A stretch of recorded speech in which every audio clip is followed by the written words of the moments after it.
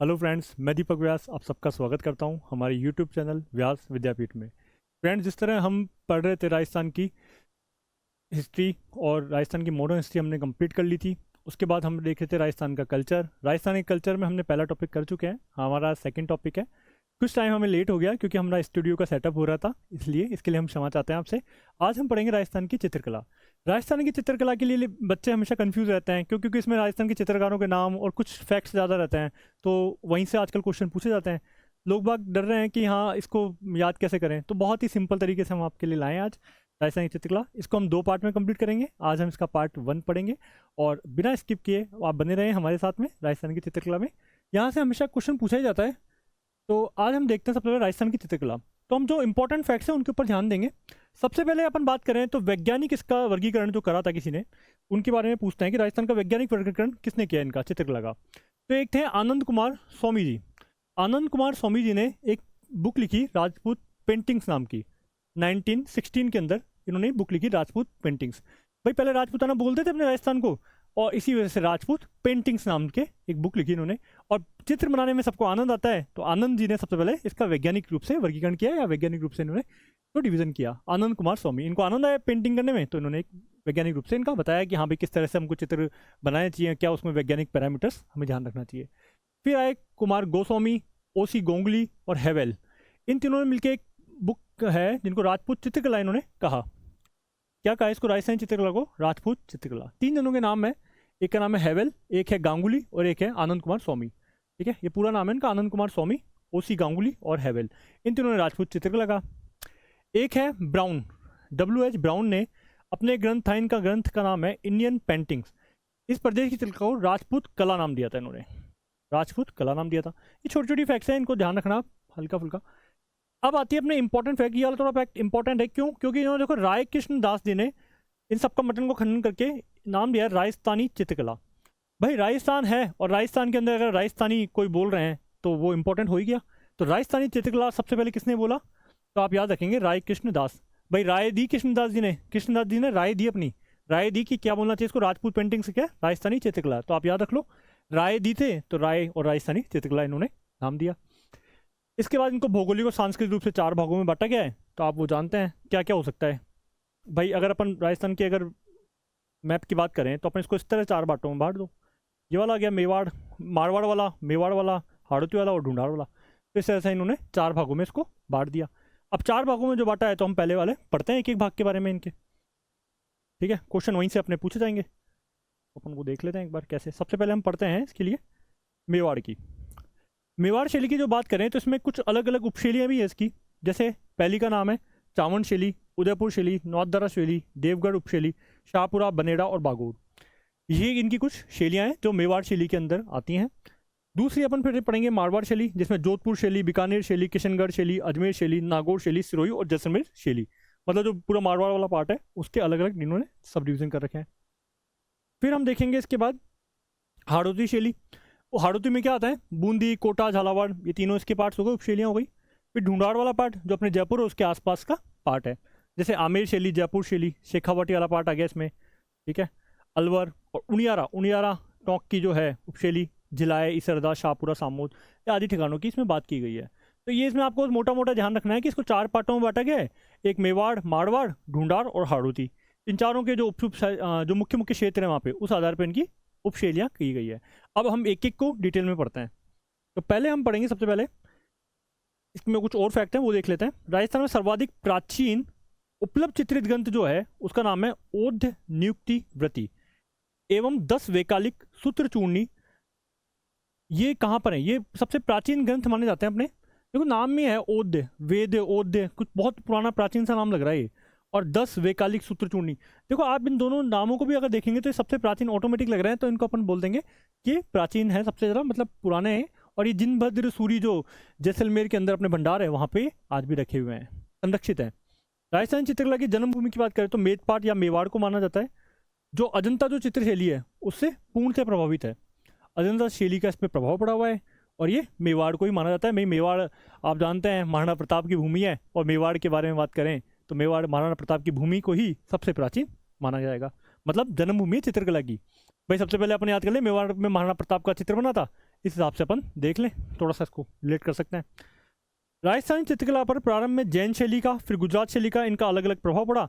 बाद में इनमें मुगल चित्रकला प्रभाव भी इस पर पड़ा है, मुगलों का भी प्रभाव पड़ा बाद में चित्रकला पे। ठीक है, अब अपन एक एक चित्रकला की जो है अपनी बात जो है वो अपन डिटेल में पढ़ते हैं। सबसे पहले हम पढ़ेंगे मेवाड़ चित्रकला। आज हमारे जो अगर बात करें तो सबसे पहले हमने आनंद कुमार स्वामी जी के बारे में पढ़ा, जिन्होंने वैज्ञानिक वर्गीकरण कर दिया, और दूसरा हम देख रहे थे फैक्ट, राय कृष्णदास जी ने राजस्थानी चित्रकला के लिए सुझाव दिया था, राय दी थी अपनी, इसलिए उसको राजस्थानी चित्रकला कहा गया। उसके बाद अगर हम बात करें, 4 पार्ट में इसको डिवाइड किया गया है और हम पहले वाले पार्ट को पढ़ रहे हैं, मेवाड़ चित्रकला। तो सबसे पहली बात करें अगर हम, तो ये क्या है, प्रारंभिक है। यहाँ पे सबसे पहले तो क्या बात करें हम, ये प्रारंभिक यहीं से हुआ है और मौलिक रूप से मेवाड़ शैली में मिलता है। इसके अंदर क्या क्या था, पोथी ग्रंथों का अधिक चित्रण हुआ था। जो पोथियाँ थी, जो किताबें थी, जो पहले की पोथी पानड़े जो इनको बोलते हैं हम, उनका चित्रण अधिक हुआ था। और ये अजंता चित्रकला से को इन्होंने आगे बढ़ाया। जैसे हम बोल रहे हैं कि भाई अजंता की गुफाएं वगैरह जो महाराष्ट्र का जो है बेसिकली, वो क्या है, मेवाड़ के पास में, और उसका प्रभाव किस पे पड़ गया, मेवाड़ पे। इसके इसी क्रम में 1260 के अंदर एक श्रवक प्रतिक्रमण सूत्र चूर्णी नामक चित्रित ग्रंथ का, सबसे पहले ये देखो चित्रित ग्रंथ है, चित्रकला पढ़ रहे हैं तो चित्रित ग्रंथ इस शैली में आया। और ये सबसे पहले तेज सिंह के शासनकाल में आहड़ में सबसे पहले इसका किया गया चित्रण। भाई तेज सिंह जी जो थे उनके शासनकाल चल रहा था, और उस वक्त एक चित्र हुआ श्रवक प्रतिक्रमण, श्रवक या सार्वक प्रतिक्रमण सूत्र चूर्णी नामक एक चित्रित ग्रंथ था, जो 1260 में, ठीक है, आहड़, आहड़ जो मेवाड़ के अंदर जो पार्ट है, मुख्य राजधानी थी, आहड़ में चित्रित किया गया। और इसका जो चित्रकार था वो है कमलचंद। तो आप याद रख लो, तेज सिंह के समय एक तेज आदमी आया, तेज सिंह के समय एक तेज आदमी आया जो बहुत ही कमाल का था। तेज सिंह के समय एक तेज आदमी आया जो बहुत ही कमाल का था। तो कमाल से आप याद रख लो कमलचंद। कमलचंद ने एक कमाल की चित्र बनाया, चित्रित ग्रंथ, जिसका नाम है श्रवक प्रतिक्रमण सूत्र चूर्णी। कमलचंद जी ने एक चित्र बनाया, उसका नाम है श्रवक प्रतिक्रमण सूत्र चूर्णी, और तेज सिंह के शासनकाल में आए थे। फिर बाद में अपन बात करें 1423 के अंदर मुक्कल के समय देलवाड़ा में लिखी गई एक पुस्तक है सुपार्श्वनाथ चरित्रम।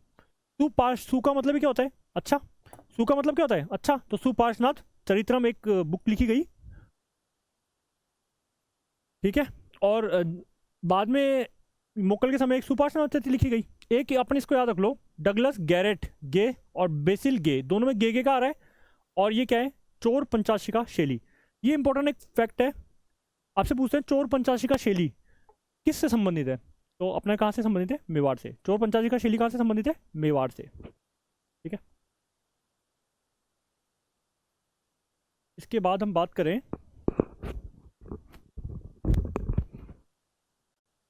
एक सेकेंड, चोर पंचाशिका शैली की बात कर रहे हैं अपन, तो ये मेवाड़ से संबंधित है। और डगलस गैरेट और बेसिल गे, गे से याद रख लो, दोनों में गे आ रहा है। और ये चोर पंचाशिका शैली का उद्गम यहाँ से माना जाता है। महाराणा कुंभा के काल में कलाओं का उत्थान की दृष्टि से स्वर्णिम युग माना जाता है। मतलब कुंभा जी ने क्या करा, बहुत ज़्यादा इस पर ध्यान दिया, है ना, और इसका स्वर्णिम युग माना जाता है कुंभा के समय का, ठीक है।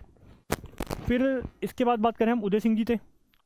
उदय सिंह जी के काल में जो भगवत पुराण का जो पारिजात अवतरण है, कि किस तरह पारिजात का जो वृक्ष है, भगवान देवताओं का वृक्ष बोलते हैं इसको, ठीक है, इनका कैसे अवतरण हुआ वो हम बात करेंगे इसमें, ठीक है, पारिजात अवतरण की बात करेंगे। फिर मेवाड़ की चित्रकला में नाना नाम की कृति है ये, तो ये कोई ज़्यादा खास बात नहीं है। अब अपन इसके बाद पढ़ रहे हैं, सबसे ज़्यादा जो इंपॉर्टेंट फैक्ट्स हैं आपको वो याद रखना है। वो देखो, पहले तो आपको याद रखना है श्रवक प्रतिक्रमण सूत्र चूर्णी, जो पहला चित्र ग्रंथ है, और ये कमाल का था, इसलिए कमलचंद ने बनाया है। दूसरा हम बात कर रहे हैं फिर चावंड की। चावंड गैस को बोलते हैं, दूसरा नाम है इसका उदयपुर शैली। चावंड को जो महाराणा प्रताप के समय में ये चावंड राजधानी बनाई थी प्रताप जी ने, महाराणा प्रताप ने बनाई चावंड को अपनी राजधानी, और इस वक्त इसका क्या हुआ, स्वतंत्र विकास हो गया। अब ये अपन देख सकते हैं कि भाई महाराणा प्रताप तो हमेशा स्वतंत्र थे, तो स्वतंत्र थे, तो इस वक्त जो चावंड था या उदयपुर शैली की अपन बात करें तो उसका स्वतंत्र विकास भी किस वक्त स्टार्ट हुआ, वो है महाराणा प्रताप के समय।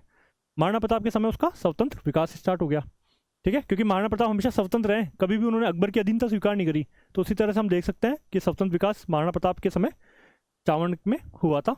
फिर अपन बात करें, इस वक्त एक निसारुद्दीन नाम का चित्रकार था जिसने ढोला मारू का चित्र बनाया था, ठीक है। फिर एक की बात करें अपन, अमर सिंह फर्स्ट। अमर सिंह फर्स्ट ने रागमाला का चित्रण किया, इसी समय 12 मासा का भी चित्रण किया गया।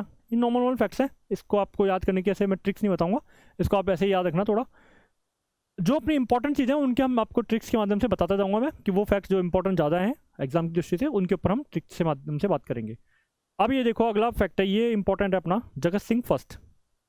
देखो जगत सिंह फर्स्ट का क्या हुआ, इसके शासनकाल में मेवाड़ का चित्रकला का स्वर्ण काल कहते हैं इसको। क्या बोलते हैं, मेवाड़ चित्रकला का स्वर्णकाल।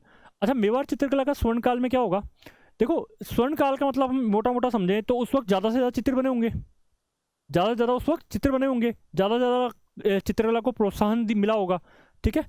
तो इसलिए हम बात कर रहे हैं, तो जगत में, इस जगत के अंदर सबसे ज़्यादा चित्र बनेंगे, जगत के अंदर सबसे ज़्यादा चित्र कब बनेंगे, जगत सिंह के काल में, जगत के अंदर सबसे ज़्यादा चित्र बनेंगे जगत सिंह के काल में। और मेवाड़ चित्रकला का क्या बोलते हैं उसको, स्वर्णकाल। और ये जो है इस समय उदयपुर में चितेरों की ओवरी, या इसको बोलते हैं तस्वीरों का कारखाना। जैसे अपने गाड़ियों के कारखाने होते हैं, अलग अलग कारखाने होते हैं, तो यहाँ पे तस्वीरें ज़्यादा हैं, तो इसलिए इनको बोल देंगे तस्वीरों का कारखाना या चितेरों की ओवरी। चितेरे बोलते हैं चित्रकार को, चितेरे किसको बोलते हैं, चित्रकार को, जो चित्र बनाते हैं। तो वो चितेरे जहाँ बनाएंगे उनकी ओवरी बोल दो, या फिर उसको बोल दो तस्वीरों का कारखाना का निर्माण किया गया, ठीक है। जिसलिए इसको बोलते हैं, क्या बोलते हैं इसको, मेवाड़ की चित्रकला का स्वर्णकाल। किसके समय को, जगत सिंह के समय। इस समय साहबदीन ने महाराणा प्रताप, महाराणाओं के व्यक्तिगत चित्र बनाना स्टार्ट किए। अब आप ये देखो इसमें कि साहब, प्रताप जैसे जो होंगे, बड़े बड़े लोग होंगे, वो या व्यक्तिगत जो होंगे उनको क्या बोलते हैं, उन व्यक्तियों को साहब। तो याद रख लो, साहब सिंह जी ने साहबों के चित्र बनाना स्टार्ट किया। साहब सिंह के समय महाराणाओं के व्यक्तिगत चित्र बनाना स्टार्ट हो गए। जय सिंह की हुई जय जयकार। जय सिंह के समय लघु चित्रों का निर्माण अधिक हुआ। लघु चित्र क्या बोलते हैं, मिनिएचर। लघु चित्रों को बोलते हैं मिनिएचर पेंटिंग्स। लघु चित्र मतलब जो छोटे छोटे होते हैं। देखो बड़े चित्र बनाना आसान होता है एज कम्पेयर टू छोटे चित्र। छोटे चित्र जितने होते हैं ना, उनको बनाना उतना ही मुश्किल होता है। कोई भी छोटा अपन काम करें, आज की जो युग है वो यही है कि जो छोटी चीज़ें होती है ना, उनको करना बहुत मुश्किल होता है। आप जितना देखेंगे ना, जितना बारीक काम होगा वो उतना ही ज़्यादा कॉस्टली पड़ेगा, क्योंकि उसको बनाने में मेहनत भी उतनी होती है। तो जय सिंह की जय जयकार होने लग गई। जय सिंह की क्या होगी, जय जय करेंगे लोग। क्यों, क्योंकि उसका क्या होगा, मिनी चित्रों का, लघु चित्रों का उन्होंने क्या कर दिया, स्टार्ट। भाई जो बड़े बड़े जो सब बना ही रहे थे, व्यक्तिगत साहबों के चित्र बना रहे थे, साहब सिंह जी, साहबदीन जी, ठीक है। तो ये अपने पढ़ ही लिया था, साहबदीन ने क्या करा है, महाराणाओं के व्यक्तिगत चित्र बना रहे हैं। और जय जयकार होगी जय सिंह की, क्यों, क्योंकि उन्होंने छोटे चित्र बनाना स्टार्ट किया। फिर संग्राम सिंह जी ने, तो संग्राम जी सेकंड के समय अलग अलग विषयों पर चित्र बनाए गए, अलग अलग विषयों पर चित्र बनाए गए। जैसे कुछ विषय हैं इसमें, कलीला दमना, मुल्ला दो प्याजा के लतीफ़े, गीत गोविंद, बिहारी सत्सई, सुंदर श्रृंगार, ये अलग अलग विषयों पर चित्र बनाने लगे। तो आप एक बार रिकैप करते हैं। मेवाड़ चित्रकला, सबसे पहले तो बात करें हम, स्वतंत्र विकास किसके समय हुआ, प्रताप के समय, क्योंकि प्रताप हमेशा स्वतंत्र थे। फिर हम बात करें स्वर्णकाल किसके समय होगा, जगत में, तो जगत सिंह सेकंड, ठीक है, Jagat Singh first, sorry, Jagat Singh first के समय चित्रकला का स्वर्णकाल बोलेंगे अपन। फिर हम इसकी बात करें हमने कि साहिबदीन ने क्या करा, महाराणाओं के व्यक्तिगत चित्र बनाने लग गए साहब के। और फिर अपन बात करते हैं जय सिंह के समय लघु चित्र का स्टार्टिंग हुई। और राम सिंह सेकंड जो था, उसके समय पे अलग अलग विषयों पे चित्र बनने लगे। ये हमने कुछ विषय देखे थे। फिर इसके बाद हम देखते हैं इसके मुख्य चित्रकार। देखो ये सबसे ज़्यादा इंपॉर्टेंट फैक्ट है आज अगर बात करें हम, तो यही बात आ जाती है कि बार बार क्वेश्चन इसी से पूछे जा रहे हैं। तो क्या क्या हैं वो देखो आप। मुख्य चित्रकार, तो अपन सबसे पहले पढ़ रहे हैं मेवाड़ के मुख्य चित्रकार। देखो मेवाड़ में क्या है, मेवाड़ के अंदर अपन बात करते हैं, ये गंगाराम है। देखो मेवाड़ क्या है, मेवाड़ की अगर बात करें अपन, या चावड़ या उदयपुर की अपन बात करें बेसिकली, तो हम देखते हैं वहाँ पर क्या है, झीलों की नगरी। झील है तो वहाँ पे अपन बोलेंगे पानी है। पानी कौन सा है, गंगा का पानी, तो गंगा राम, ठीक है, गंगा राम। सबसे बढ़िया जो जगह लगता है ना मेरे को, अगर पर्सनली अगर अपन बात करें, झीलें हैं, पहाड़ है, इतनी बढ़िया सिटी है, तो उसको बोलते हैं जगत के नाथ। इसलिए वहाँ पे जगन के नाथ भी बैठते हैं, जगन्नाथ भी वहीं बैठते हैं। जगत के नाथ, इतनी अच्छी सिटी है तो वहाँ जगत के नाथ भी सारे वहीं बैठेंगे। अपन देखते हैं वहाँ पे जगन्नाथ जी का मंदिर भी है, तो जगत के नाथ वहीं है। फिर जब अपन गंगा है अपने ऊपर है ना, वहाँ पे गंगा का पानी है, जगत के नाथ सारे बैठे हैं, तो यहाँ पे लोगों पे क्या होगी, कृपा भी ज़्यादा होगी। मेवाड़ में क्या है, देखो अपन ने याद करा, सबसे पहले झीलों की नगरी है, वहाँ पानी ज़्यादा है। पानी है मतलब अपन बोलेंगे पानी कैसा है, गंगा का, गंगा राम, ठीक है। दूसरा, फिर वहाँ पे जगत के नाथ बैठे हैं, जगत के नाथ बैठे हैं, गंगा का पानी है, तो अपने सब पे क्या होगी, कृपा। और ये कृपा के लिए, और ये एक बात और देखना इसमें, तो वहाँ का नूर बहुत अच्छा लगेगा। क्या लगेगा भाई, चारों तरफ झीलें हैं, ठीक है, झीलों की नगरी बोलते हैं उदयपुर को, चावड़ की तरफ, तो वहाँ पे झीलें हैं, तो अपन बोलेंगे नूर अच्छा आएगा। नूर मतलब एकदम रूप जो है वो अच्छा आएगा, तो नूर से याद रखेंगे अपन नूरुद्दीन, ठीक है। गंगा का पानी बहेगा वहाँ पे चारों तरफ झीलों में, तो गंगा राम। जगत के नाथ, जगन्नाथ का मंदिर वहीं पे है, तो जगन्नाथ भगवान के लिए, तो जगन्नाथ वहीं पे है, तो अपन सब पे क्या रहेगी, कृपा। और एक कृपा पाने कौन जाएंगे, अपने नाना। नाना क्या जाएंगे, सब कृपा पाने। तो अपने 5 व्यक्तियों के नाम याद रखने हैं आपको, कि उदयपुर में झीलें हैं, तो झीलों से क्या रखेंगे हम, पानी है, पानी में कौन सा, गंगा, गंगाराम। दूसरा वहाँ पे क्या है, जगन के नाथ, जगतनाथ। दूसरा वहाँ पे देखें अगर बात कि वहाँ पे बहुत अच्छा पानी का व्यू है, तो व्यू है तो मतलब नूर अच्छा है, तो नूरुद्दीन। एक वहाँ पे कृपा होगी, और एक अपनी कृपा लेने कौन जाएंगे, सब नाना जी। तो अपने नाना जी कहाँ जाएंगे, मेवाड़, ठीक है, तो नाना राम। इसकी विशेषताएं की बात करें अगर हम मेवाड़ में, तो पहली बात तो कि पुरुषों की जो है आकृति कैसी बताई गई है, देखो मूछे, अपन देखते हैं महाराणा वगैरह मूछे रखते थे, तो मूछे से युक्त चेहरे, बड़े बड़े नयन इनके, खुले हाथ, ठीक है, हाथ ऐसे खुले हुए हैं, अधर मतलब अधर थोड़े दिखाए गए हैं, अच्छी तरह वर्णन किया गया उनका, खुले हुए अधर मतलब होठ ऐसे खुले अधर, या होठ मतलब खुले हुए रहेंगे थोड़े से, मुंह खुला हुआ, खुले हुए अधर हैं, ठीक है, छोटी छोटी गर्दन है, छोटा सा कद है, उदयपुरी पगड़ी व लंबा साफा। भाई उदयपुर में क्या होता है, मेवाड़ के अंदर पगड़ियाँ बहुत फेमस है, तो पगड़ी तो अपन देखते ही हैं। अब तो एक सिंपल सिंपल एक महाराणा प्रताप का आप अपने इमेजिन कर लो कि उनकी बड़ी बड़ी आंखें हैं, हल्का सा मुंह खुला हुआ रहेगा, ठीक है, और शानदार विशाल नयन है उनके, और गठीला एकदम शरीर है, छोटा कद है थोड़ा, है ना, और मूछें रख रखी है, इस तरह पगड़ी वगड़ी पहन रखी है, ठीक है, सरलता के भाव से युक्त है, मीनाकृत आंखें हैं, सीधी लंबी नाक बनाई हुई है, दोहरी चिबुक तिगना कद है, लुगड़ी घाघरे और कंचू की तरह ठेठ राजस्थानी आभूषणों से सज्जित है। आभूषण वगैरह पूरा दिखाए गए, सभी जगह दिखाए जाएंगे अपनी चित्रकला में तो आभूषण तो, ठीक है। प्रकृति का संतुलित चित्रण मेवाड़ चित्रकला की प्रमुख विशेषता है। मैंने आपको बताया ना, प्रकृति के ऊपर तो ध्यान देंगे यहाँ पे संतुलित रूप से, क्यों, क्योंकि हम बात कर रहे हैं कि एक तरफ तो हम देख रहे हैं झीलों की नगरी बोल रहे हैं, पहाड़ है शानदार, बहुत ही अच्छा व्यू है वहाँ का। अधिकतर देखो मेवाड़ के अंदर हम देखते हैं कि मेवाड़ के जो महाराणा थे वो क्या हमेशा युद्ध में रहते थे, तो युद्ध में रहेंगे तो क्या करते रहेंगे, वो लाल पीला करते रहेंगे सबको, है ना, और वहाँ पे हरियाली रहेगी थोड़ी, क्यों, क्योंकि यहाँ पे क्या है, ज़्यादा झीलों की नगरी है तो पानी रहेगा तो हरियाली रहेगी। नीले रंग का आकाश दिखता रहेगा, सफ़ेद रंग की वो पानी और नीला पानी और सफ़ेद रंग का पानी थोड़ा दिखता रहता है, हम देखें तो, है ना, रंगों का प्रयोग किया जाएगा। कदम के पेड़ का अधिक चित्रण मिला है। भाई अपने याद रखो कि राजस्थान में सबसे ज़्यादा बढ़िया झीलों की नगरी है उदयपुर, तो वहाँ पे पेड़ होंगे, और पेड़ सबसे ज़्यादा कौन से लगाएंगे, जो भगवान श्री कृष्ण को पसंद है, और वो कौन से हैं, कदम के पेड़। शिकार के दृश्य भी मिलेंगे, जब पेड़ पौधे ज़्यादा हैं, है ना, और पानी ज़्यादा है तो क्या होगा, शिकार ज़्यादा होगा, शिकार है तो 3D प्रभाव दिखता है इसमें। बेसिल ग्रे और डगलस गैरेट ने मेवाड़ की को चोर पंचाशिका शिला का उद्गम चित्र बताया था। क्या बताया था मेवाड़ के अंदर, इसको ये बताया, चोर पंचाशिका शैली का उद्गम बताया था। किसे मैंने आपको बताया था, गे से याद रखो, दोनों में बेसिल गे और डगलस गे, गे याद रख लो। कोई गे का मतलब क्या होता है, गाय, है ना, अब वैसे वाला गे मत समझो, इसको नॉर्मल गे समझो। गे का मतलब अपन बोलते हैं गाय, थोड़ा गाय को गे, तो वो क्या है, कई कुछ लोग ऐसे होते हैं गे जो चोर होते हैं, या फिर ऐसे वैसे भी देखो तो आप गे क्या होते हैं, चोर होते हैं, तो गे को याद रख लो, गैरेट और गे, बेसिल गे और डगलस गे। तो गे में क्या है, गे क्या होता है, चोर, तो चोर से चोर पंचाशी का शैली का उद्गम माना जाता है। तो मेवाड़ के अंदर क्या था, चोर पंचाशी का शैली का उद्गम माना जाता है। बस आपको इतना इतना छोटी छोटी चीज़ों को बहुत अच्छे से लिंक करते हुए चलो, एकदम आराम से हो जाएगा ये कंप्लीट, ठीक है। ज़्यादा इसमें अपने को ये नहीं लगना कि हाँ भाई ऐसे क्यों बोला, बस हम याद करने के मकसद से हम देख रहे हैं इसको, ठीक है। अगला देखते हैं हम, अब है अपना नाथ द्वारा। मेवाड़ के अंदर पड़ता है एक नाथ द्वारा के आपने देखा होगा, श्रीनाथ जी बहुत फेमस जगह है। यहाँ पे क्या है इसका फैक्ट, फर्स्ट तो यही हो गया कि वल्लभ संप्रदाय का अधिक प्रभाव है यहाँ पे। वल्लभ संप्रदाय के संबंधित हम जब मंदिर पढ़ते हैं तो हम देखते हैं नाथ द्वारा में क्या है, वल्लभ संप्रदाय का अधिक प्रभाव है। वैसे देख लो, नाथ है हमारे, भगवान है, तो भगवान के जो मंदिर होंगे उनमें क्या लगाएंगे हम, वल्लभ से याद रख लो, वल्लभ संप्रदाय का प्रभाव कहाँ पे है, नाथ मतलब हमारे नाथ मतलब भगवान के। और नाथ द्वारा में क्या है, श्री कृष्ण की पूजा की जाती है बाल रूप की, तो श्री कृष्ण के चित्र अधिक बने हुए हैं, श्री कृष्ण के चित्र क्या है, अधिक बने हुए हैं। और नाथ द्वारा की एक आपको और बात पता होगी, पिछवाई कला, जो पीछे पर्दा लगा करके बनाते हैं मन, तो पिछवाई कला कहाँ की फेमस है, नाथ द्वारा की। नाथ द्वारा की एक चित्रकला फेमस है, पिछवाई कला इसके लिए फेमस है। और यहाँ पे फेमस श्री कृष्ण के क्या, मंदिर में मूर्ति के पीछे कपड़े के पर्दे अथवा दीवार पर कृष्ण की लीलाओं का चित्रण किया जाता है, इसको क्या बोलते हैं हम, पिछवाई कला, ठीक है। इसकी विशेषता क्या होगी, चित्रों में कृष्ण चरित्र की दिखाएंगे, बहलता का, यशोदानंदन, बाल गोपाल गोपियां, वल्लभ संप्रदाय की चित्रांकन होंगे। पीले और हरे रंग का प्रयोग ज़्यादा किया गया इसमें। भाई देखो, कृष्ण भगवान की अपन लीलाओं को चित्र करेंगे तो पीछे की तरफ हमने पर्दा लगा रखा है, पिछवाई बना रखी है, तो उसमें क्या होगा, कृष्ण भगवान किसके साथ रहते हैं, गाय के साथ में, है ना, और गोपियों के साथ में, तो पीछे की तरफ क्या होगा, हरियाली के लिए हरा रंग बोल देंगे हम। और साथ में क्या देख रहे हैं हम कि पीले रंग का कुछ मतलब, मान लो आप कोई पेड़ पौधे हैं तो उसमें क्या रख रहे हैं, केले लग रहे हैं तो पीले रंग के, इस तरह से आप थोड़ा इमेजिन कर लो, हरे और पीले रंग का प्रयोग अधिक किया गया है यहाँ पे। और हम भोग भी तो लगाते हैं कृष्ण भगवान को नाथ द्वारा में, तो केले चढ़ाते ही हैं, तो वो देख लो। अन्य विशेषताओं में केन श्रीनाथ जी की आकृतियों का, गायों का मनोरम दृश्य है ना, आसमान में ऐसे देखो, नीचे क्या है, अपन बोल रहे हैं श्रीनाथ जी का मंदिर, तो अपन भगवान भी आकर क्या कर रहे हैं, आसमान में दिख रहे हैं हमें, देवताओं का अंकन है, इस तरह की दिखाई गई है। मैंने आपको बताया कदम के वृक्ष या कदम में कदली वृक्ष जो होते हैं, है ना, वो उनकी प्रधानता है। वनस्पति कदली मतलब, है ना, थोड़ा वो वनस्पतियों की प्रधानता है। सबसे ज़्यादा इंपॉर्टेंट बात आती है अपने चित्रकार, सब में क्या है इंपॉर्टेंट, चित्रकार, प्रमुख चित्रकार कौन कौन है। अब हम बात कर रहे हैं नाथ द्वारा, नाथ कौन होंगे हमारे, वो देखो आप, हम देखेंगे इसको ट्रिक किससे, नाथ से। नाथ कौन होंगे हमारे, नाथ कौन कौन होंगे, देखो भगवान हमारे राम क्या है, नाथ, हम बोलते हैं ना भगवान हमारे राम क्या है, हमारे नाथ हैं, हमारे सब कुछ वही है राम।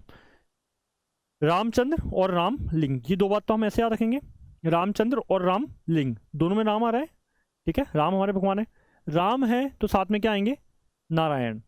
राम है तो साथ में क्या आएंगे, रामायण, रे नारायण जी, नारायण नारायण करते हैं, जहाँ राम है वहाँ नारायण भी होंगे, ठीक है।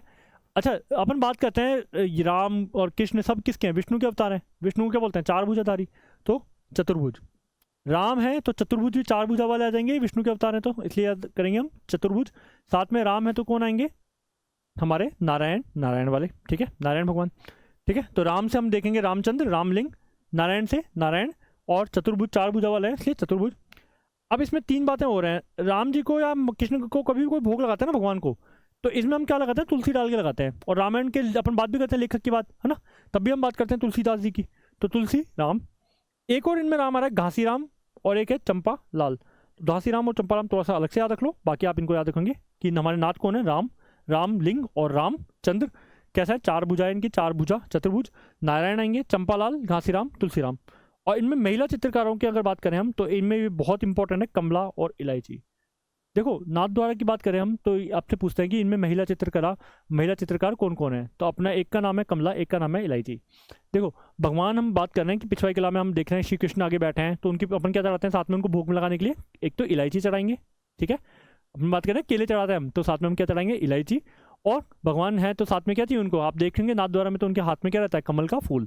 तो कमला और इलायची, कमला से कमल के फूल से कमला रह जाएंगी, और इलायची से इलायची। कमला और इलायची कहाँ से संबंधित है, चित्रकार नाथ द्वारा से। आगे देखते हैं हम, देखो देवगढ़, अगले हमारी चित्रकला में है नाम देवगढ़। देवगढ़ की बात करें तो देवगढ़ क्या है, प्रथम श्रेणी का ठिकाना है हमारा। देवगढ़ क्या है हमारा, प्रथम श्रेणी का ठिकाना, ठीक है।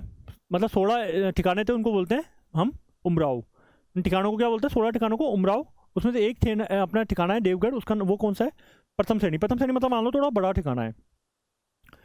सबसे पहले 1680 के अंदर द्वारिकादास टुंडावत था, द्वारिकादास टुंडावत जी के समय ये स्टार्ट हुई, और श्रीधर अंधारे ने, श्रीधर अंधारे नाम के बंदी ने इसको प्रकाश में लाया। तो देखो इसको दो बातों से हम याद करेंगे, देव है, देखो जैसे देवगढ़, जैसे द्वारिकादास टुंडावत। भाई देश से तो क्या है देवगढ़, और देश से ही क्या है हमारा द्वारिकादास टुंडावत, इसके समय ये स्टार्ट हुई। तो आपसे कोई पूछे देवगढ़ चित्रकला का प्रारंभ कब हुआ, जैसे देवगढ़, जैसे द्वारिकादास टुंडावत के समय हुआ। श्रीधर अंधारे ने के समय इस चीला को प्रकाश में लाया, मतलब अंधा आदमी क्या ला रहा है, प्रकाश में लाया गया। अंधेरे अंधा जो आदमी वो क्या लाया, प्रकाश में। और ये कब पॉसिबल होगा, जब अंधा आदमी कोई चीज़ प्रकाश में ले आए, जब हमारे पास में देव होंगे, जब हमारे साथ में देवता होंगे, तब हमें क्या करता है, अंधा आदमी भी कोई भी चीज़ प्रकाश में ला सकता है। देव जब साथ में होंगे तो अंधा आदमी भी क्या करेगा, प्रकाश में कोई चीज़ ले जाएगा। तो श्रीधर अंधारे प्रकाश में लाए। देवता है तो देखो देवता मेवाड़ में भी होंगे, मारवाड़ में भी होंगे, ढूंढाड़ में भी होंगे, इन तीनों शैलियों का इसमें सम्मिश्रण है। भाई देवगढ़ की बात करें हम, तो हम बात कर रहे हैं कि देवता हैं, देव तो कहाँ होंगे, मेवाड़ में भी होंगे, मारवाड़ में भी होंगे, ढूंढाड़ में भी होंगे, तो तीनों का सम्मिश्रण इसमें मिलता है। भित्ति चित्र में देखा जाए तो मोती महल, अजारा की ओवरी, ये अधिक देखने को मिलते हैं। विशेषता क्या क्या होगी, देखो सबकी कॉमन कॉमन सी है, थोड़ी सी प्राकृतिक परिवेश दिखेगा, शिकार के दृश्य दिखेंगे। अंतःपुर क्या होते हैं, अंतःपुर मतलब जो जनाने खाने होते हैं, हरम होते हैं, जहाँ पे मुगल बादशाह उनकी जो बेगम वगैरह रहती थी उनको बोलते हैं हम अंतःपुर। राशि, ठाट बाट, श्रृंगार, सवारी, इन सब दिखेंगे, है ना। इसमें पीले रंग की बहुलता मिलेगी, ठीक है। प्रमुख चित्रकार, देखो सबसे ज़्यादा इंपॉर्टेंट टॉपिक जो सबको याद नहीं होता, हम उसके ऊपर ज़्यादा फोकस कर रहे हैं। जो चीज़ें याद नहीं होती, हमारा उद्देश्य वही है कि आपको वो सब चीज़ें याद हो जाए। और इसीलिए हमारे इस चैनल को आप, अगर आपको अच्छा लग रहा है तो उसको लाइक शेयर सब्सक्राइब करो। सभी फ्रेंड्स के, नया नया चैनल है, इसको सपोर्ट करो ताकि हम आपके लिए अच्छी अच्छी वीडियोस लाते रहें। देखो चित्रकार, देखो आपको देवताओं से क्या रखेंगे हम, देवगढ़ से देवता। देव कैसे होने चाहिए, आप मेरी बात सुनो। आप देवगढ़ चित्रकला से हम देख रहे हैं देव, अब देव के हम देख रहे हैं इसके प्रमुख चित्रकार कौन कौन से हैं। अब आप मेरे को बताओ देवता होने कैसे चाहिए, मैं बताता हूँ आपको देवता कैसे होने चाहिए। देवता एकदम होने चाहिए कमला से याद रखना, कमाल के। देवता से क्या रखोगे आप, कमला, कमला से याद रखना कमाल के। कमला फर्स्ट और कमला सेकंड। देव कैसे होने चाहिए, कमाल के। कैसे होने चाहिए, कमाल के। देवता कैसे होने चाहिए, कमाल के। कमाल से क्या रखोगे आप, कमला, कमला फर्स्ट और कमला सेकंड। देवता जो होते हैं वो हमेशा हमेशा अपने भगतों के लिए उपस्थित होने चाहिए। देवता क्या होने चाहिए, हर चंद, हर वक्त अपने देवता, अपने क्या, हर वक्त अपने, हर वक्त या हर चंद अपन बात करें, अपने भक्तों के लिए उपस्थित होने चाहिए। भक्तों से याद रख लोगे बक्ता, हर चंद क्या होना चाहिए, भगत से याद रख लो बक्ता या फिर बक्ता, भगता, भगता भक्ता भक्ता भक्ता हर चंद था ये, हर वक्त या हर चंद अपन ने ये देखा था। और अपन बात कर रहे हैं हर चंद और भगता से भगत, जो अपने भगता हैं उनके लिए हमेशा देवता उपलब्ध होने चाहिए। अच्छा देव हैं तो कैसे होने चाहिए? देव हमेशा चोखे होने चाहिए, देव तो खराब तो नहीं होने चाहिए। कैसे होने चाहिए? देव देव होने चाहिए चोखे। और चोखे से याद रखना चोखा, और देवता ऐसे याद रख लो, एक तो हमारे देव है बैजनाथ, और देवता हमेशा अपने भक्तों के लिए हमेशा तैयार होंगे। और देवता को हम नहलाते भी तो हैं, तो हम उनके कपड़े खोल के उनको नंगा करके ऐसे, मतलब देखो ऐसे नॉर्मल हम पढ़ने के लिए देख रहे हैं, देवता को हम क्या कर रहे हैं, नंगा करके हम उनके मतलब कपड़े खोल के हमको आराम से स्नान करा के और फिर हम उसको देवताओं को करते हैं। तो इसलिए आप थोड़ा सा याद इससे भी रख लेना, नग्गा, चोखा, हरचंद, कमाल के और भक्ता। मतलब देव कैसे होने चाहिए? कमाल के, तो कमला फर्स्ट और कमला सेकंड, हर वक्त हमें रहना चाहिए तो हर चंद, ठीक है। और देवता है तो साथ में क्या होंगे? भगत, भगत से भक्ता, और देवता के नग्गा आपने याद रखा एक, और एक हमने याद रखा लास्ट वाला बैजनाथ। और देवता कैसे होने चाहिए? चोखे, चोखे से चोखा। तो आपको इस तरह से सारे याद हो जाएंगे। अब कोई भी क्वेश्चन उठा के देखना प्रीवियस ईयर्स के, सब सारे क्वेश्चन आपके चित्रकला के, एक भी क्वेश्चन हमारे बाहर नहीं जाएगा, और जो इनके जो याद नहीं होते चित्रकार के नाम, वो आपको सब याद हो जाएंगे। अब हम देख रहे हैं मारवाड़ चित्रकला। मारवाड़ चित्रकला की सबसे पहले बात करते हैं हम, तिब्बती इतिहासकार था, उसका नाम था लामा, लामा तारानाथ। इसने है ना सबसे पहले 7वीं सदी में मरु देश में चित्रकार था शंखधर, उनका उल्लेख किया है कि पश्चिम भारत में क्या आता है, इस शैली का, यक्ष शैली का जन्म हुआ था। यक्ष शैली का जन्म कहाँ हुआ था? पश्चिम भारत में। ये सब बातें बता कौन रहा है अपन को? तिब्बत का इतिहासकार है लामा, जगह का ताराचंद, तारानाथ, लामा तारानाथ, ये हमें बता रहे हैं कि ये सब बातें किसने लिखी है? मरु देश के बारे में शंखधर नाम का एक उल्लेख किया गया है, जिसमें बताया कि पश्चिम भारत में क्या था, यक्ष शैली का जन्म हुआ था। तो ये 2-3 बातें आपको अलग से देखनी पड़ेगी। अगला हम पढ़ते हैं इसके बाद में,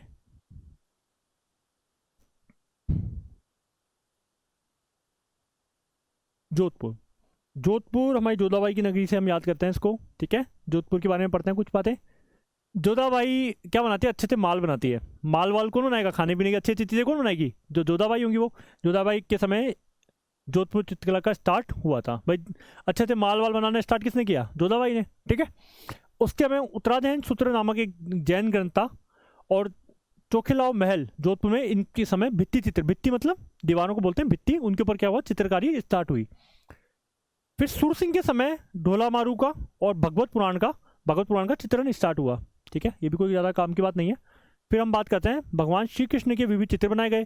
देखो अपन बोलते हैं वैसे तो देखो अकबर के साथ में जोधाबाई का विवाह नहीं हुआ था, हरकाबाई का हुआ था, लेकिन अपने राजस्थान में क्या है, कुछ इतना फेमस कर दिया इन कुछ चीज़ों को, जो अगर इतिहास की दृष्टि से हम देखें तो वो बिल्कुल गलत है।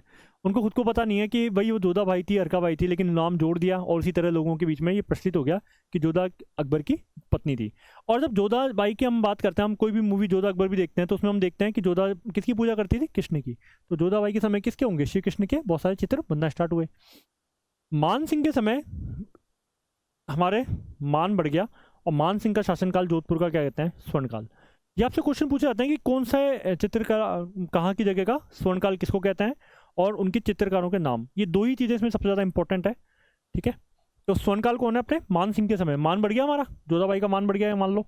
संप्रदाय से नाथ संप्रदाय, अच्छा महामंदिर है ना, हम बात करते हैं जोधपुर में, तो नाथ संप्रदाय के संबंधित जो मंदिर है वहाँ पे कहाँ पे? जोधपुर में। तो नाथ संप्रदाय संबंधित ग्रंथों का चित्रण किया गया, जैसे शिव पुराण, दुर्गा पुराण, नाथ चरित्र, ये सब इस वक्त। तो नाथ संप्रदाय संबंधित है। और वल्लभ संप्रदाय का कहाँ पढ़ा था अपने? नाथद्वारा वाला, ठीक है। मतीराम की पुस्तक थी एक रसराज, इसके अलग अलग चित्र बनाए गए इसमें, ठीक है। तख्त सिंह के समय चित्रकला पर यूरोपीय प्रभाव आ गया। इसको हम ऐसे याद रखेंगे कि तख्त सिंह के समय तख्ता पलट हो गया, और तख्ता पलट होगा तो हम क्या करते हैं, कोई नई गवर्नमेंट आती है, तख्ता पलट होती। तो इस वक्त क्या होगा? यूरोपीय प्रभाव, उन्होंने नई जो गवर्नमेंट आई उन्होंने स्टार्ट कर दिया कि यार हमारे यहाँ की राजस्थानी की तो नहीं दिखाएंगे हम यूरोप की जो चीज़ें हैं वो हमारे यहाँ पे दिखाएंगे। तो यूरोप का प्रभाव यहाँ पे आ गया। एस.सी. मूलर और दुर्गादास राठौड़ का चित्र इसमें बनाया गया बाद में। अच्छा, इनके में हम देखेंगे अब प्रमुख चित्रकार कि जोधपुर के प्रमुख चित्रकार कौन है। देखो जोधाबाई है, जोधाबाई क्या करेगी? शिव की दास है, शंकर की दास है, भगवान शिव की है, और किशन की। आपने पढ़ा ही किशन, तो मैंने आपको बताया अभी है ना, किशन की पूजा करती थी श्री कृष्ण की। कौन? जोधाबाई। तो जोधाबाई क्या करेंगी? एक तो शिव जी की पूजा करेंगी, एक शंकर, भाई अच्छे पति की पूजा करी थी, लेकिन फिर भी मिला कौन? अकबर। अपने ऐसे ही देख लो एक बार, शिवदास, शंकरदास, किशनदास, इन तीनों की तो वो है। और शिव शंकर तो आप जानते ही हैं क्या है, अमरदास, ठीक है। शिव शंकर के साथ में एक पूजा कर रही है राम की, मतलब भगवान शिव जी को प्रसन्न कर रही है, ठीक है, किशन को भी कर रही है, राम को भी कर रही है। राम किशन सब क्या है, अमर, तो अमरदास, ठीक है, 2 बार लिख गया ये अमरदास, ठीक है। एक है छज्जू और एक है वीर जी, ठीक है। तो जोधा की बात करें तो इसमें एक क्या रखना, छज्जू और एक है वीर जी, इन दोनों को आप अलग से याद कर लो, छज्जू और वीर जी। बाकी आप क्या कर रही है, जोधाबाई क्या करनी है, शिव की दास है, कृष्ण की दास है, ठीक है, शंकर की दास है। शिव शंकर एक ही है, शिव शंकर और कृष्ण और एक राम की, और इन सब की रास है, तो क्या मिल रहे हैं इनको, और ये सब क्या है, अमर, तो ये याद रखना। और छज्जू और वीर जी थोड़ा अलग से देख लेना। पर जोधाबाई के वीर भी बहुत फेमस है राजस्थान के अंदर। हम बात करें जोधाबाई की जो शादी होती है तो उनकी पूरी हम बात करते हैं कि उस तरह किस तरह उनके पिताजी जो हैं वो शादी करते हैं, और मतलब उनकी वीर जी की इनमें अलग भूमिका थी। तो वीर जी से जोधा के वीर, तो वीर को वीर जी बोलती हैं, और तार में तो छज्जू से छज्जू भी आप थोड़ा याद रखना, ठीक है। अगला हम देखते हैं इसके बाद का नाम इसकी विशेषताएं, कि मारवाड़ की या जोधपुर की क्या विशेषताएं। पहली बात तो प्रेम का व्याख्यान ज़्यादा किया गया है, प्रेमाख्यान, ठीक है। प्रेम के बारे में ज़्यादा बताया। जोधाबाई की हम बता रहे हैं, लव स्टोरी इंपॉर्टेंट है। फिर ढोला मरवण नहीं है, मारू है ना, मूमल महेंद्र, रूपमती और बहादुर, कल्याण रागिनी, ये अलग अलग स्टोरी जो लव स्टोरियाँ हैं जो प्रेम के ऊपर बात करेंगे तो वो फेमस है। जोधपुर शैली में क्या था, पुरुष लंबे चौड़े थे, ठीक है, पश्चिमी राजस्थान के, गठीला बदन था एकदम, मतलब एकदम बॉडी बनी हुई थी शानदार, उनके गल मुच्छे, ऊंची पगड़ी, राजसी वैभव।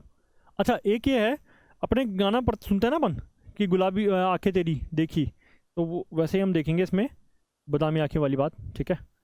बादामी आंखें मिलती है, जोधाबाई की आंखें कैसी मान लो आप, बादाम सी आंखें हैं। बादाम सी मतलब इस तरह से बिल्कुल एकदम प्रॉपर दिखाते हैं ना जो आइज़, वो होती है बादाम, इस तरह की होती है थोड़ी थोड़ी शेप। देखो मेरे से सही से नहीं बना, लेकिन आप ये देख लो, कुछ कुछ ऐसी होती है बादाम, है ना। तो बादाम सी आंखें किसकी है, जोधाबाई की। प्रॉपर आंखें जो है ना बादाम सी, वो कैसी है, जोधाबाई की। तो बादाम सी आंखें जोधपुर शैली की क्या है, एक विशेषता है। ऊंची ऊंची पाग है यहाँ पे पहनी जाती है। मारवाड़ शैली में क्या होगा, लाल पीले रंग का बहुत है। देखो किसी को मार से याद रख लो, मार देंगे हम तो कैसा रंग का रक्त निकलता है ना, लाल रंग का, तो लाल पीले रंग का ज़्यादा है। हास्य में पीला रंग भरा जाता था, ये इंपॉर्टेंट है। हास्य मतलब क्या होता है, देखो मुगल काल की देन है ये, हास्य है। हास्य में क्या होता है, जैसे अपन मान लो कोई चित्र है, तो उसके जो मेन जो चित्र होता है ना वो तो हम यहाँ बना देंगे। जैसे सपोज हमने यहाँ पे कोई पेंटिंग बना दी, ठीक है, ये तो अपनी क्या हो गई, मेन पेंटिंग। और जो चारों तरफ का ये बॉर्डर रहता है ना, ये वाला बॉर्डर एरिया, इसको बोलते हैं हम हास्य, ठीक है। इसको क्या बोलते हैं हम, ये वाला जो पार्ट है वो पूरा हाशिया बोलते हैं इसको। इसके अंदर कौन सा रंग भरा हुआ है इन्होंने, यहाँ पे पीले रंग का भरा हुआ है, ठीक है। कौन सा रंग भरा हुआ है यहाँ पे, ये पीला रंग भरा हुआ है,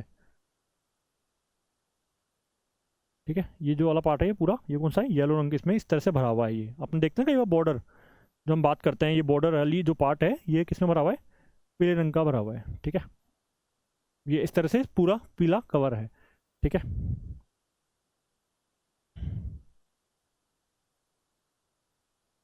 ये हमने देख लिया कि हास्य में क्या लिखा हुआ है, पीले रंग भरा हुआ है, ठीक है। और मार से हम देख लिया वो, ठीक है, पीले रंग का प्रयोग किया गया है, ठीक है।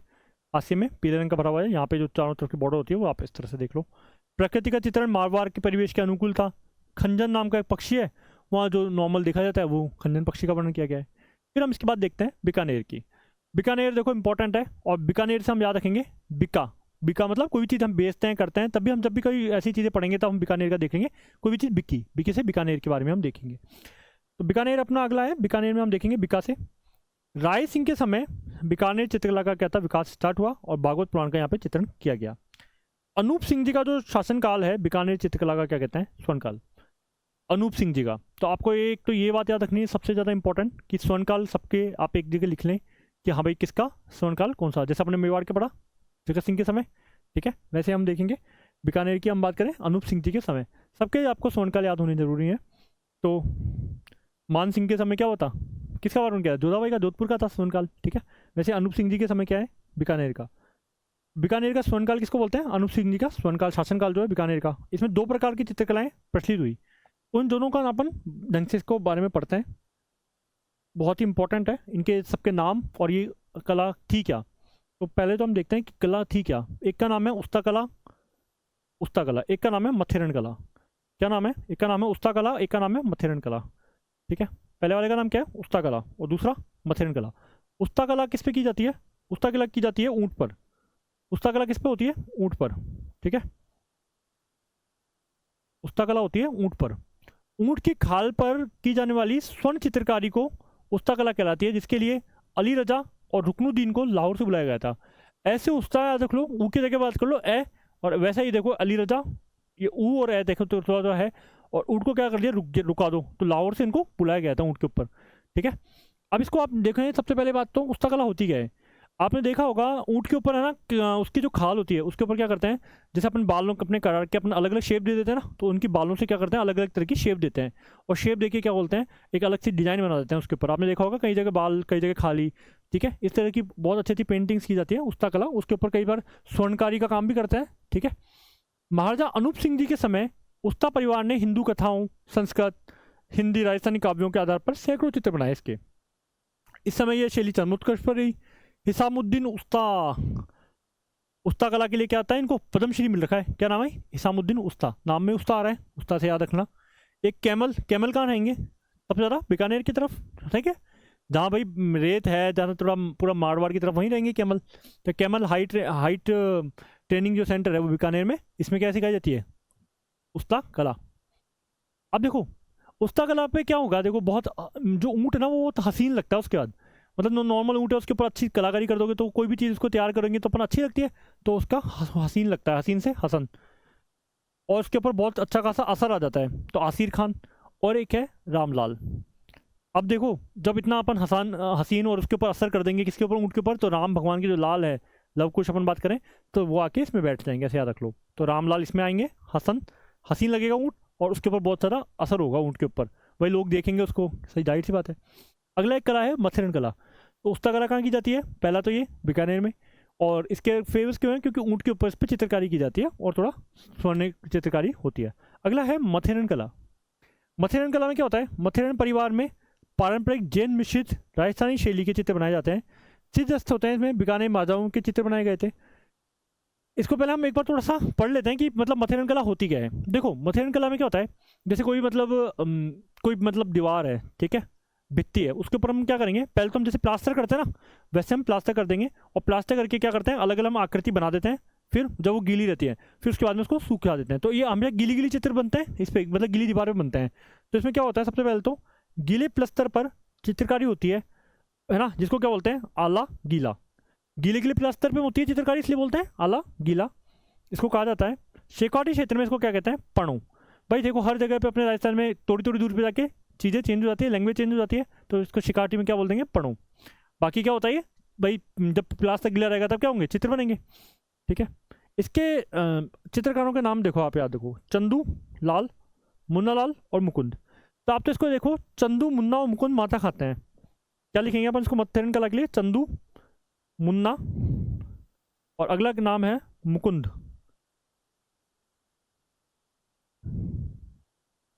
मुकुंद, तो आप याद रख लो क्या खाते हैं, माता खाते हैं, पूरा लिख देता हूँ मैं, चंदू, मुन्ना, मुकुंद क्या खाते हैं, माता खाते हैं, ठीक है। मथुरन कला का सिंपल सा है, चंदू, मुन्ना और मुकुंद क्या खाते हैं, माता। तो माता से आप याद रहे हैं, चंदू लाल, मुन्ना लाल और मुकुंद, ये तीनों किसके हैं, मथुरन कला के पढ़ने हैं। अब इसकी हम थोड़ी विशेषताएं पढ़ते हैं बीकानेर चित्रकला के। देखो विशेषता क्या क्या है, ठेठ राजस्थानी शैली में बनी हुई है, ठीक है, पहली बात तो यही हो गई। बीकानेरी शैली में मुगल स्कूल के चित्र वगैरह मिले हुए हैं इसमें। सबसे ज़्यादा इंपॉर्टेंट है लाल, बैंगनी और जामुनी स्लेटी रंग का इनमें प्रयोग किया गया है। देखो मैंने बताया आपको बीकानेरी चित्रकला के हम पढ़ रहे हैं, तो बीकानेर में क्या होगा, चित्रों को हम बेचेंगे, तो बेचते समय एक तो हम याद रखेंगे कि जब बेचेंगे तो बढ़िया बढ़िया रंग जो होंगे, कलर होंगे, वो डालेंगे हम, तभी वो हमारी चित्रकला बिकेगी। तो इसमें कौन से महंगे रंग कौन से होते हैं, देखो स्लेटी रंग, जामुनी रंग, ये अलग अलग यूनिक रंग है, तो ऐसे लाल, बैंगनी, स्लेटी और जामुनी जो रंग है उनका प्रयोग ज़्यादा किया जाएगा। शाहजहाँ औरंगजेब की पगड़ियों का, ऊंची ऊंची मारवाड़ी पगड़ियाँ, है ना, ऊँट वगैरह, इस तरह से संस्कृति राजस्थान की यहाँ पे देखने को मिलेगी। बरसते बादल, देखो जोधपुर या मारवाड़ की तरफ क्या होती है, बरसात कम होती है, तो वहाँ पे बादलों का चित्र ज़्यादा होगा।